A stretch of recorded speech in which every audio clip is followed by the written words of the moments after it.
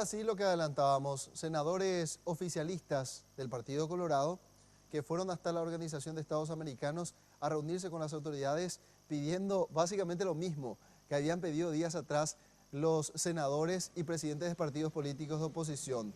Examinar lo que sucede con el proyecto de enmienda constitucional. Sergio, adelante con los detalles, por favor. Así es lo que hicieron tanto diputados, senadores y gobernadores del Partido Colorado, específicamente del oficialismo, es presentar una contradenuncia a lo que ya presentaron anteayer los opositores y también el Partido Liberal Radical Auténtico, pedir a la OEA que intervenga si es que se presenta finalmente el proyecto de ley de enmienda a la Constitución en el Congreso. El argumento principal por la cual los colorados oficialistas llegaron hasta aquí y se reunieron con el embajador de la OEA es por denunciándolos por conducta dolosa y manipulación y ultraje de la Constitución. Esto en relación a que ellos están muy molestos con que varios legisladores, tanto del Senado como de diputados, presentaron el año pasado un proyecto de enmienda y estaban a favor. Y luego ya este año cambian totalmente su conducta. Es por eso esta molestia por parte de los colorados oficialistas. Escuchemos a Luis Neitin, uno de los voceros tras esta reunión.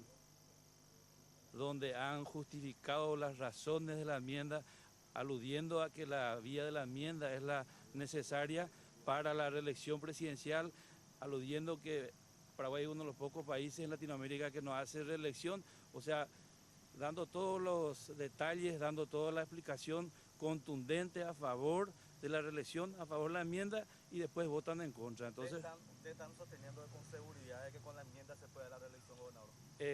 Si ustedes leen el propio proyecto que presentaron los 12 senadores en el Parlamento, ellos mismos dan la fuerza necesaria y los argumentos necesarios para decir que la enmienda es la vía, y después, actuando en esa forma, presentan y votan en contra, evitando que se pueda llevar adelante el tratamiento de ese proyecto, y ahora aludiendo que en un año no se puede tratar. Entonces, y lo que todos nos preguntamos es cuándo van a presentar este proyecto de ley al Congreso. Y según dijeron los referentes del oficialismo colorado, están aún en una dura puja por el consenso con los votos que están indecisos, posiblemente sean del Partido Liberal, teniendo en cuenta que están parejos, 22-22 los que están a favor 22 y 22 los que están en contra en la Cámara de Senadores. Es por eso que aún no se presentó este proyecto de ley. ¿Pone muchas condiciones los que están, digamos, en contra todavía de votar a favor? No, creo que no. Creo que están terminando por redactar lo que van a presentar. No es el oficialismo colorado, pero hablando con lo que faltan los votos. No. El oficialismo colorado no puede hacer no puede consensuar. Nosotros estamos juntos. El consenso se busca con los demás sectores que están de acuerdo, tanto con el PLRA o con el Frente Guasú. ¿Y qué se pone más duro ellos?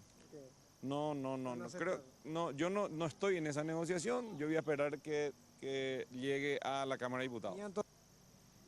Por último, tras la reunión, desacreditaron totalmente la manifestación de anoche de la oposición y de cierto sector disidente del Partido Colorado, diciendo de que es una campaña engañosa a la gente, de que sí puede tener la posibilidad de definir en el referéndum si quiere o no una reelección presidencial y también otros puntos con relación a la modificación de la Constitución Nacional. También negaron lo que dijo el senador Carlos Amarilla, de que corre dinero para poder incentivar o cambiar el voto de los que están en contra de este proyecto de ley. Es lo que podemos informar aquí desde la sede de la Organización de los Estados Americanos, aquí en Asunción. Volvemos con ustedes.